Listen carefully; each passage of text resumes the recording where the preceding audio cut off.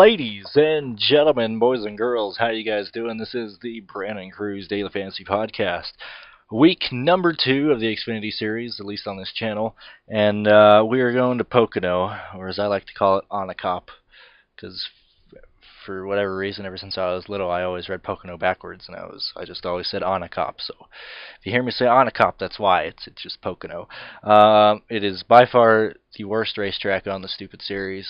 It's the most boring race on television in NASCAR, and my God, I'll be watching it. I'll be watching both the races this weekend, but I'm not going to be watching them like I'm going to be getting ready for next week or something. I mean, I'm going to be putting entries for the NHL finals and the NBA finals.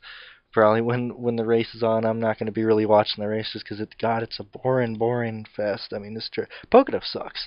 I don't know why we keep going to Pocono. Pocono is just a terrible track. I don't understand why people think it's great or why it's awesome. Like, no one even passes.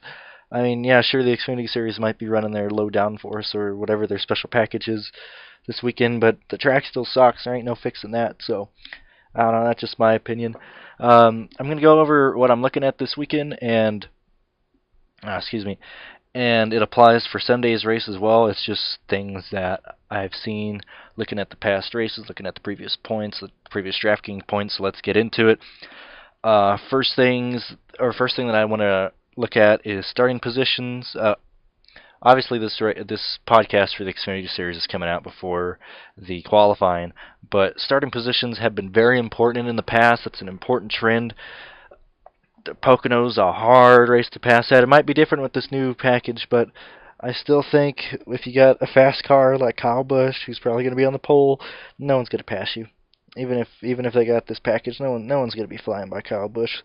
So starting positions are important, and I say that because typically I think you could go with all top 20 starters on this track, maybe even all top 10. You know, that's something you don't normally look at on other tracks, but this one, I mean, the pace falls off so drastically between the car starting on the pole position and the car starting 30th. I mean, it's ridiculous. It's just baffling how much slower those cars in the back are.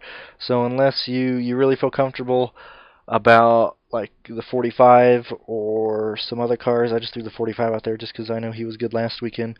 If you really feel comfortable about starting back markers or punts, I mean, go right ahead, but I think I'm going to be focused more on people starting in the front this week, and I don't think passing positions are going to be that important due to where you start. And I say that because I think the fast cars are going to finish in the front in this race. I mean, when you have a slow car going down, I mean, just look at the front stretch. I mean, that's one of the longest front straightaways in NASCAR, or that longest straightaways in NASCAR. I mean, if you got an underfunded car, you're just going to be being passed left and right by fast cars. So I think you got to go for good teams and people starting up in the front. Finishing position is always important, but I think you're going to have to go with people that you think are going to finish in the top 10, and if that means taking drivers who are starting in the top 10, that might be what it is. Don't chase place differential points in this one. That's really all I have to say. I think just get drivers that are starting up in the front that you know are going to stay up in the front, and you'll be perfectly fine.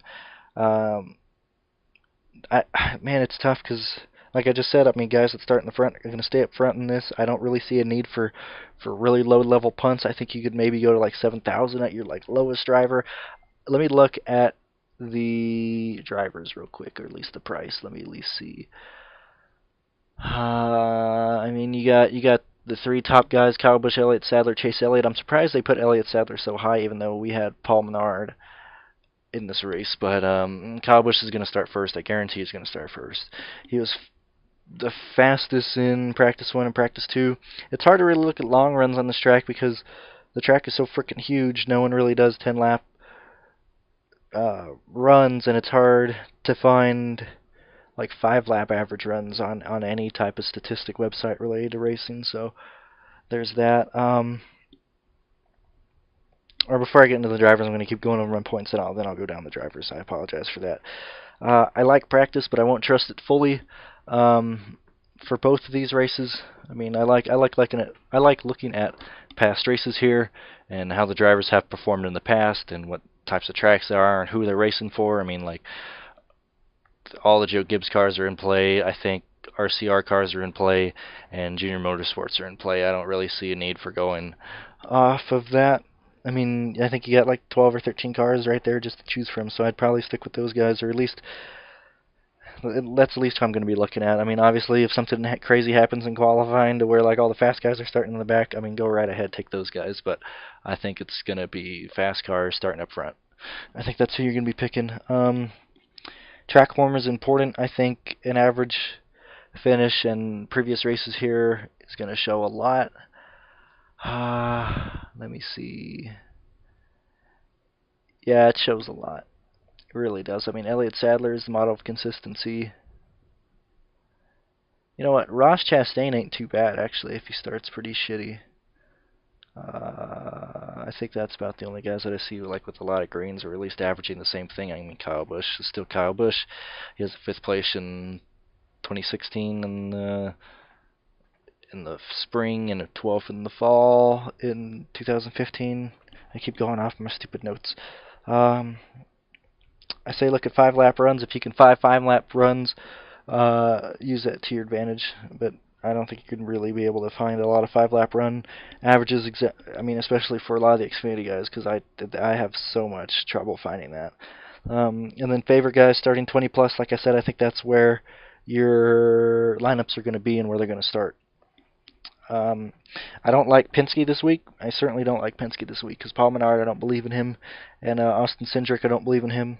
And they just weren't fast in the first 2 practices, so I'm not too crazy about that. I mean, Paul Menard was 9th fastest in the first practice and 16th fastest in the second practice, but I just don't like Penske, so I'm probably going to fade Penske this week, regardless of where they start. I like the 2-car. Who's that? Matt Tiff? Yeah, Matt Tiff. I like Matt Tiff for value play because I don't think he's going to qualify in the top 24 for whatever reason. I just don't see it. 17th quickest in the first practice, 14th quickest in the second practice. Yeah, those are pretty much all the notes I got related to things I wanted to talk about entering. Now I'm going to go through at least all the drivers that I think are going to be important this time. Usually I start with the lowest driver. No, I'm going to do that anyway. So Morgan Shepherd. Morgan Shepherd is starting park. Don't even play him. I think there's 42 cars this week trying to get into 40, so we're going to have some go homers. But Morgan Shepherd, don't even play him. Mike Harmon, don't play him. Jeff Green, don't even play him. Matt Mills, don't play him. Chad Fitchum, Chichem, whatever his name is, don't play him. Brandon Hightower, I don't think he has a start this year. No, he does not. I don't play him. He's 39th fastest in the second practice. Not even worth it. Timmy Hill. I don't like Timmy Hill in this unless he starts last. Spencer Boyd. Maybe. I don't know about that. No, never mind. I don't like Spencer. Tommy Joe Martins, I like Tommy. He's really cheap, 5,300. I like Tommy a lot. If he starts dead last, my God, if he finishes 28th, he's an awesome play. Josh Bullock, or as I say, Belichick, in the 45, another good play. Josh and Tommy are probably my 2 favorite punts out of everyone every week. That's 45 and the 8 car. They tend to be very good at starting terrible for some reason and finishing really good. BJ McLeod, no, I don't really like him a whole lot. He's another one, but I mean, last week he finished last, which I don't understand that. Something must have happened. David Starr, up and down, not really crazy about him. Josh Williams, only if Josh qualifies in the back. Dylan Lupton crashes every week, don't play Dylan. Joey Gaze, yeah, Joey Gaze, he's consistent. I don't know if he's too good on Pocono, but he's certainly been consistent this year. Just in my mind, it looks like he's averaging about a 20th place finish. That's Joey Gaze. Vinnie Miller, I like Vinnie Miller. Sometimes he qualifies really shitty, so he's good. Jeremy Clemens, I'm not too crazy about Jeremy. Sometimes I don't like Jeremy because he'll qualify 18th and finish 18th, so he's not good at all. J.J. Yaley, he only runs short tracks. He's going to be a start in park this week for sure. Alex LeBay, certainly in the player pool for the punts. We're just going to have to see where qualifying hands out. Like I always say, guys, I mean, go off of qualifying. If you think someone's going to gain positions, regardless if it's Pocono or Daytona, if you think people are going to gain at least 7 positions or something like that, I mean, you take them. You got to do that. Those are easy points. I mean, for example, you got Eric Almirola starting like 33rd or something on for Sunday. I mean, everyone and their mother's going to have Eric Almirola. I don't see why you wouldn't have him. Kaz Grala, if he qualifies, crappy, certainly in play. Garrett Smithley has a top 22 car. Michael Annett, top 15 car. Chase Briscoe, top 20 car, probably get a wreck. Ross Chastain, not even worth playing. Austin Cindric, probably going to do some dumb shit with their Penske cars and not do good, even though he was 3rd quickest at the end of the 2nd practice. Ryan Truex, 12th fastest, practice 1, 9th fastest, practice 2. Has a top 15 car. Hopefully he qualifies really, really bad, and he does some stuff like he did at Charlotte last week. Matt Tiff, I really like Matt Tiff.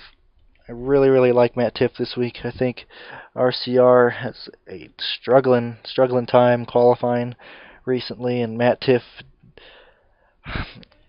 in the first practice, God, he stayed at like 20th for about the whole practice, and then I think he ended up being 17th at the end of it. Yeah, 17th at the end of the first practice, 14th at the end of the second practice.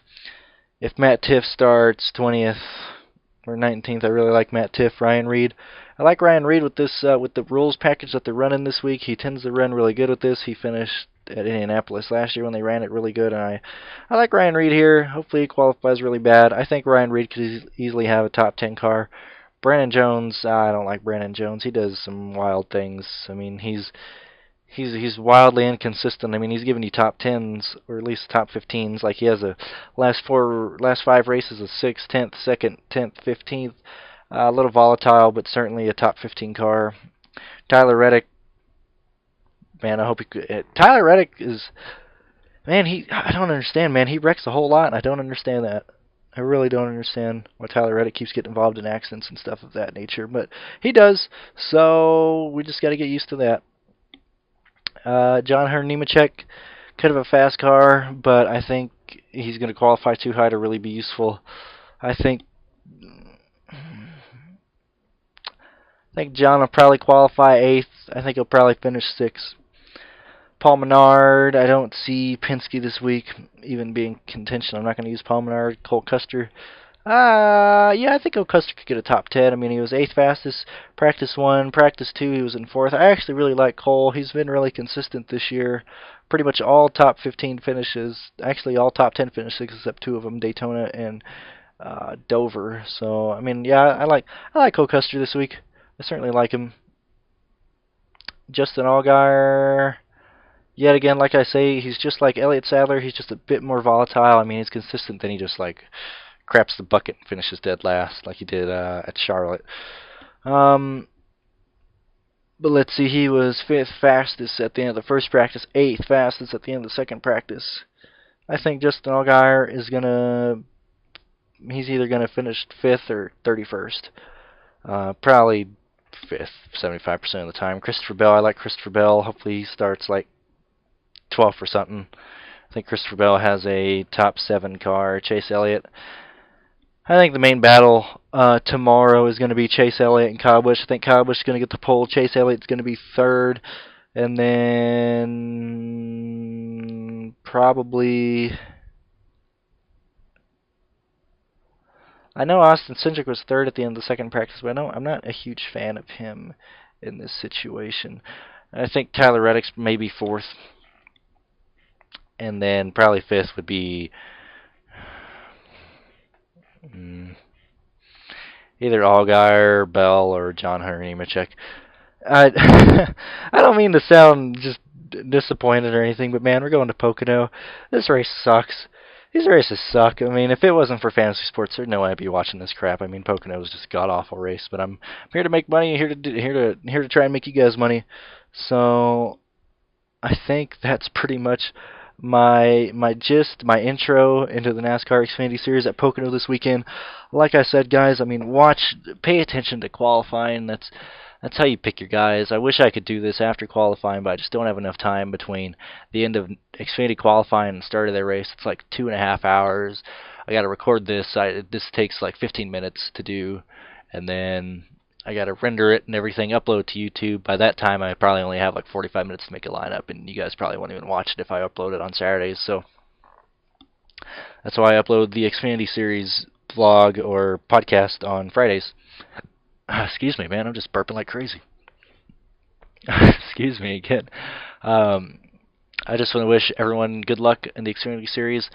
The NASCAR Monster Energy Series podcast will be coming out tomorrow after qualifying. I'll probably be making it during the race because I don't really want to watch the Pocono race in Xfinity. I'm going to keep looking at it, but my God, I just do not want to watch it, even if they have this new downforce package. I think it might be a wreck fest, actually, but I wouldn't really lean too much on that, but I think there'll be a lot of wrecks. Or a lot of wrecks. I think there'll be like 4 cautions related to people crashing, which is a lot of wrecks at Pocono.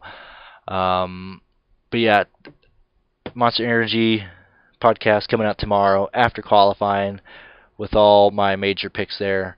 And until then, guys, thanks for tuning in. I hope this kind of helps you. I hope it kind of gets you started on your lineups and everything.